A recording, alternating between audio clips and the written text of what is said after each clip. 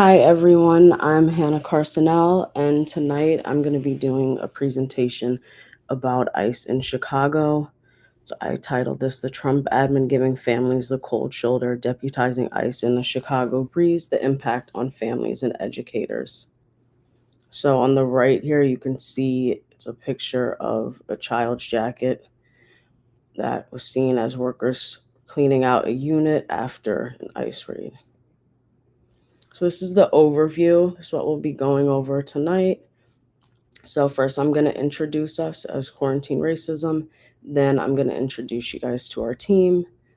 And I'm going to introduce the subject, talk about the new Trump admin ICE policies and deputizing ICE in Chicago, the impact on families and educators, some case studies, videos, speak about the protests that have been going on, where to go from here, and the conclusion.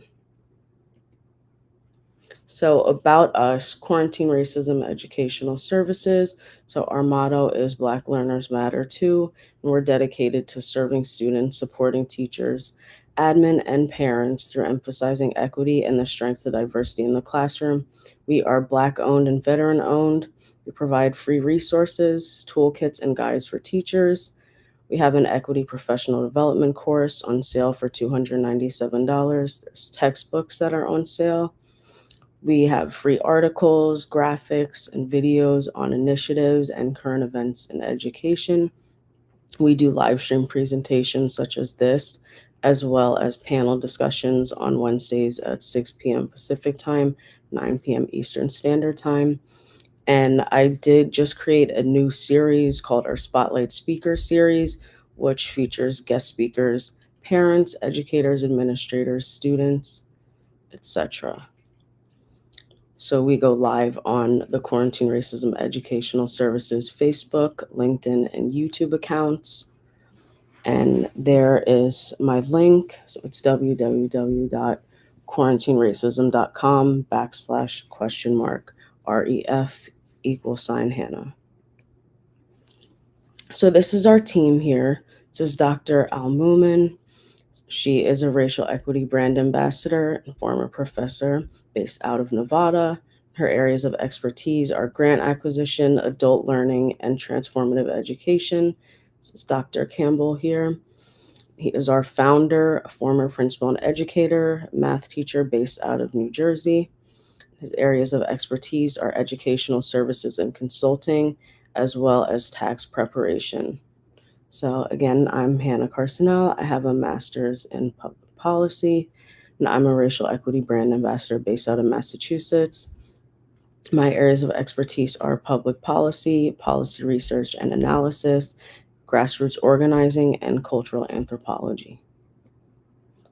So this is my background here. I went to UMass Amherst. I got my bachelor's in political science with a minor in anthropology in 2022 and my master of public policy in 2023. So, my policy areas of expertise are racial justice, energy policy, environmental justice, education policy, criminal justice reform, and disability policy. For anthropology, my areas of expertise are cultural anthropology, African American anthropology, Native American anthropology, forensic anthro, and political anthro. So I have 7 years of nonprofit work experience and grassroots organizing experience doing racial justice advocacy, as well as gun reform and gun violence prevention activism, civic engagement, voter registration and restoration campaigns, environmental racism, environmental justice, energy policy, and education policy. So, the Trump administration has been deploying ICE and the National Guard in various American cities, and they've been framing this as stopping crime and addressing immigration issues, which has been leading to racial profiling of Black and Brown people, including US citizens, which a lot of people thought that wasn't going to happen. So I really wanted to emphasize that, not like it's okay for people that are deserving of due process to be detained by ICE, but I just wanted to emphasize that it has been a lot of US citizens, African Americans, Latin Americans as well, because a lot of people think that it's not going to affect them. Um, so, as I said, there's been indiscriminate arrest and detainment and threats to the First, Third, and Fourth Amendments. And you can see the headline there: warrantless arrest by ICE in Chicago area ruled unlawful by federal judge. So these are the new Trump admin ICE policies. So there's been a $75 billion increase in ICE's budget, which makes it the highest funded law enforcement agency in the federal government, and it has more funding than most of the world's militaries.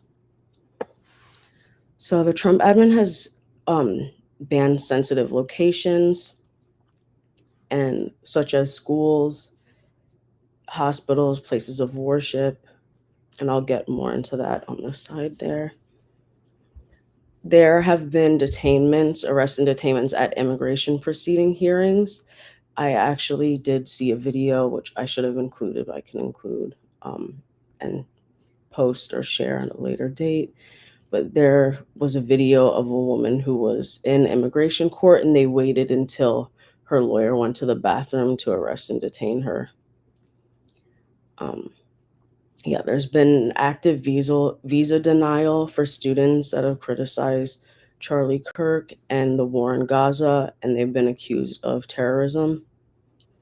Again, there's been indiscriminate arrest and detainment, and ICE has used unmarked cars, plainclothes officers, and they've been wearing masks. So a lot of people, it's hard to even tell if it's actually an ICE agent or if it's just a random person trying to kidnap somebody because they don't have anything marked at all or identification.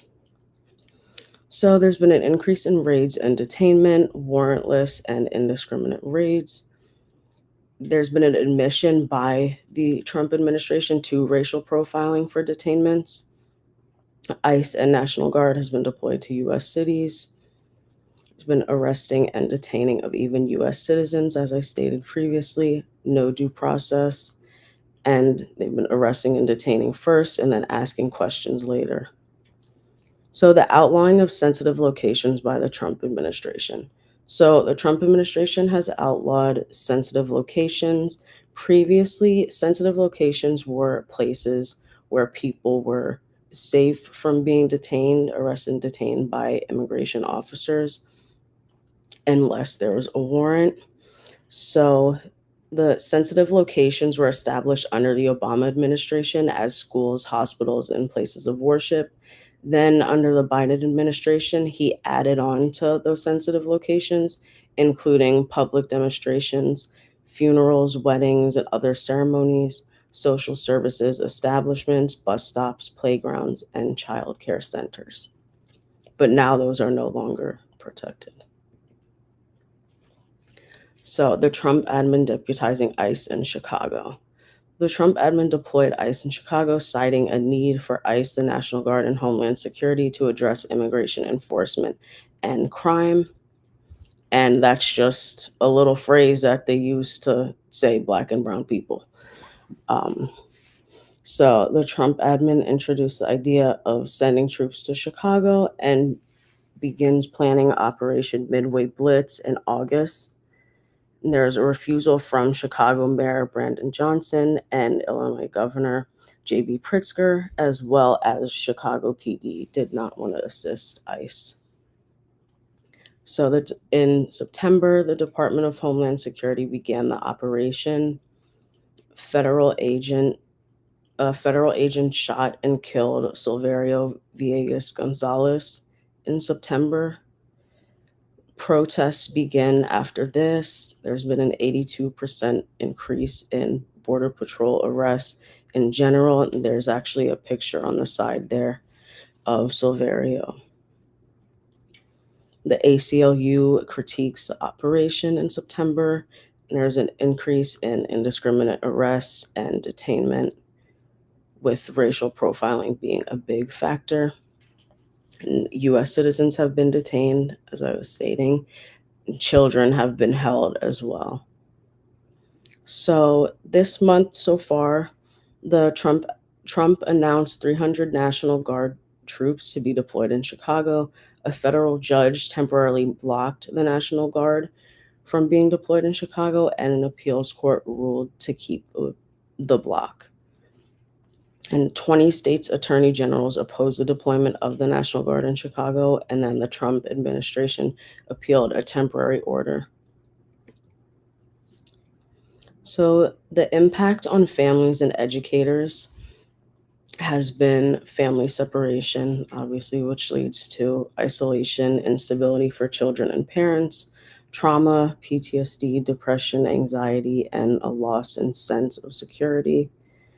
ICE showing up to schools. Parents have been detained picking their kids up from school or dropping them off without any warrants in a formerly sensitive location. They had the word And then I just wanted to share a video. They had the word ICE on their back, so I knew who they were. And I asked them, "Why are you guys taking me? I'm a U.S. citizen. I'm not an illegal immigrant." And I was told to shut up and just follow instruction. I did as I was told. When we got to the facility, I again tried to tell them, "Look, you got the wrong person. I'm a U.S. citizen.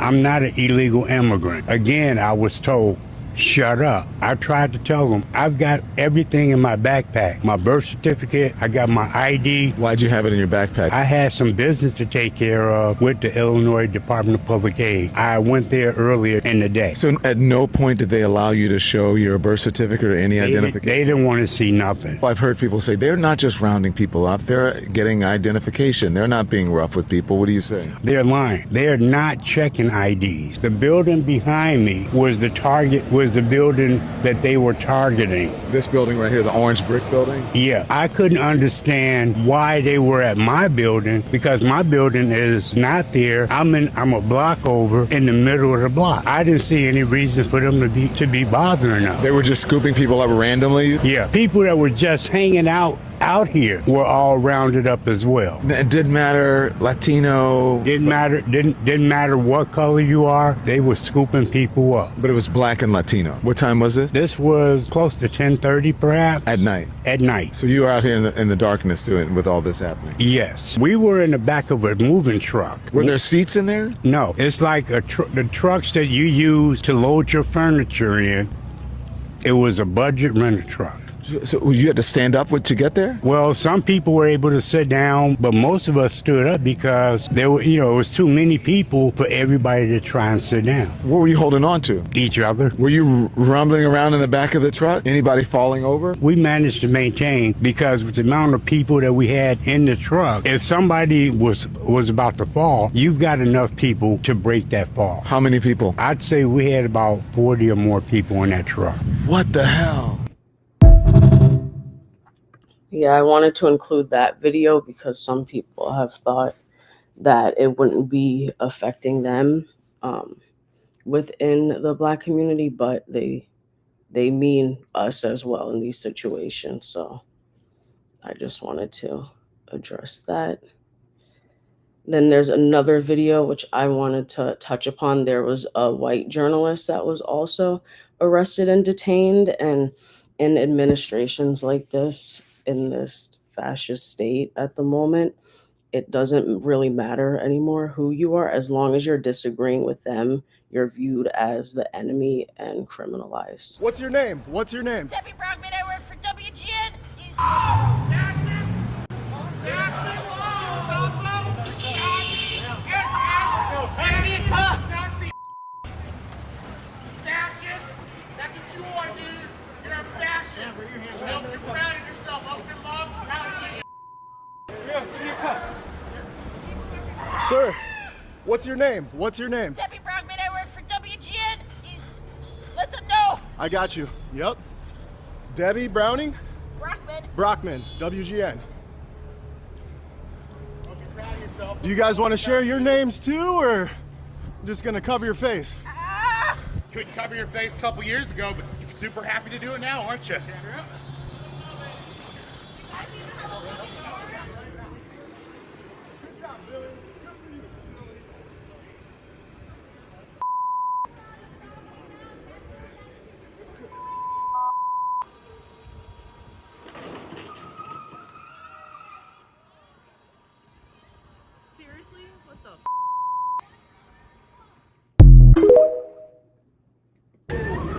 Wait, you guys came to the school? It's another video I wanted to share of a mother that was detained by ICE as she was picking her child up from school. Warrant? They haven't asked for a warrant. My name is Jocelyn from Cicero. They don't have a warrant. They didn't ask for one. They forcefully opened the door of the truck. It was locked. It was locked. You're going to record this. Don't get it closer to me, right? Like, go stay back. She's being arrested first. Yeah, but you guys came to the school? They forced us out of the car. They forced us out of the car. They were following us. They were upset. Whoa. My sister, help me.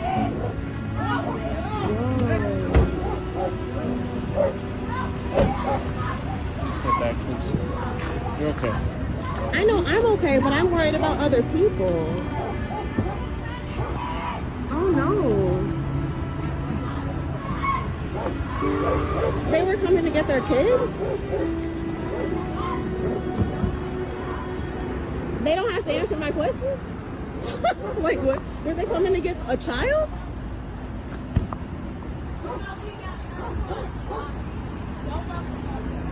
I'm just a little bit confused. Is their kid still inside? Because I want to make sure that the school knows. I spoke to one woman. Here's another video I wanted to share about the apartment complex that the first man that was speaking is talking about. Who actually lives in this building, and she says she was detained by ICE agents overnight, and she says they took everyone and then asked questions later. They just treated us like we were nothing. Patricia Fisher says she came out to the hallway of her apartment complex on the corner of 75th and South Shore Drive in her nightgown around 10 Monday night, only to find ICE agents yelling police. It was scary because I've never had a gun put in my face. They asked my name and my date of birth and asked me did I have any warrants, and I told them no, I didn't. She says she was then handcuffed and released around 3 a.m. Fisher says she was told if anyone had any kind of warrant out for them, even if it was unrelated to immigration, they would not be released. Citizenat video shows the chaotic scene overnight. Neighbors tell us there were dozens of ICE agents. Neighbors like Ebony Watson says they ducked for cover as they heard several flashbangs go off. They was terrified. The kids was crying. People was screaming. They looked very distraught. I was out there crying when I seen the little girl come around the corner. Because they was bringing the kids out too. Had them zip tied to each other. That's all I kept asking. Where's the morality? Where's the human? One of them literally laughed. He was standing right here. He said, them kids. Watson says budget trucks and military-style vans were used to separate parents from their children. Other neighbors say they saw agents destroying property to get in the building. And they had a big 15-inch chainsaw with a round blade on it, cutting this fence down. We're under siege. We're being invaded by our own military. The FBI did confirm this morning that they did help the U.S. Border Patrol carry out a targeted immigration enforcement operation in this area, and they say they have been supporting these efforts at the direction of the U.S. Attorney General. I just wanted to share those videos to show just the scope of the damage that's been being done right now and everyone that it's been affecting. And protests ensued following this operation in Chicago. There's protesters have been tear gassed and pepper sprayed. Even some members of the Chicago Police Department have been pepper sprayed and tear gassed by ICE. The Trump administration and right-wing media has portrayed protesters as terrorists, and they've been arrested, as I showed the video of one journalist earlier. And Border Patrol was pursuing someone, and they ended up crashing into a vehicle in the video I showed you of them detaining that journalist. And 200 Texas National Guard members were deployed and then sent back due to a federal judge ruling. You've called the district judge's ruling. You've called the district judge. So where to go from here? We need to keep fighting and resisting no matter what through protest, policy, advocacy, personal support for families, students, educators. And I just wanted to note this administration has not been in power even for a year yet, so there's just more that's coming, and the next election cycle could make January 6th look like a parade with everything that they've been doing and how fast they've been doing all of these horrendous acts. And they could deploy, as they're doing now, the National Guard in various cities during Election Day, specifically in blue states and blue areas, as they've been doing, because we haven't seen them go anywhere that's not a blue area. So that's interesting. And they could deploy the National Guard after the election results. And though what happened with Mike Pence when Trump and other members of his administration threatened to hang him if he certified the election, although he did it this time around, J.D. Vance might not agree to certify the election. And this is because of the pushback last time. That's why the Trump admin has been filled with yes men that won't disagree with him. And I wanted to share this video of Trump aide Stephen Miller saying that the president has plenary authority, which means limitless authority, essentially. And there's also a picture of Trump there with Trump 2028 hats that he's selling on his website. And he met with Democratic lawmakers and show them off, kind of. Judge's ruling blocking the deployment of National Guard in Oregon legal insurrection. Does the administration still plan to abide by that ruling? Well, the administration filed an appeal this morning with the Ninth Circuit. I would note the administration won an identical case in the Ninth Circuit just a few months ago with respect to the federalizing of the California National Guard. Under Title 10 of the U.S. Code, the president has plenary authority. Stephen? Stephen? Hey, Stephen, can you hear me? It seemed, Stephen, I apologize. It seems like we're having a technical issue. We'll try to fix that and get back to you after a quick break. Stay with CNN. I just wanted to highlight that video and just need to be proactive in thinking about what's happening now and what could be coming next as well.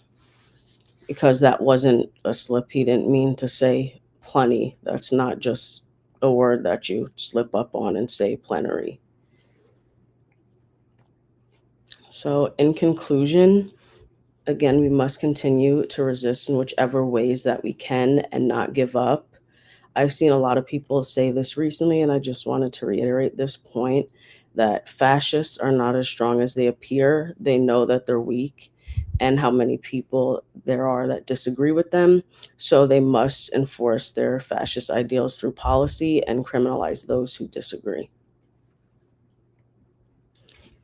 So this was one of my late grandfather who recently passed, one of his favorite quotes. And this is just a reminder to care about and fight for others. And don't wait until it's you, but know that it can always be you, that these things happen to as well. And whoever disagrees, no matter who it is, are the enemy to fascists. So on the right is the old Trump administration from last time. And then on the left is a quote by Pastor Niemöller, who was a victim of the Nazis. First, they came for the Jews, and I did not speak out because I was not a Jew. Then they came for the communists, and I did not speak out because I was not a communist. Then they came for the trade unionists, and I did not speak out because I was not a trade unionist. Then they came for me, and there was no one left to speak out for me. So then here's the old Trump admin over there. First, they came for the Mexicans, and I did not speak out because I was not Mexican. Then they came for the gays, and I did not speak out because I was not gay. Then they came for the Jews, and I did not speak out because I was not Jewish. Then they came for the blacks, and I did not speak out because I was not black. Then they came for the Muslims, and I did not speak out because I was not Muslim. Then they came for me, and there was no one left to speak for me. So here are my sources, and here's our contact information here for Quarantine Racism accounts, as well as Dr. Campbell, Dr. Moomin, and my different accounts. And always feel free to reach out to us. We are here to answer any questions or just discuss anything with you, address any concerns.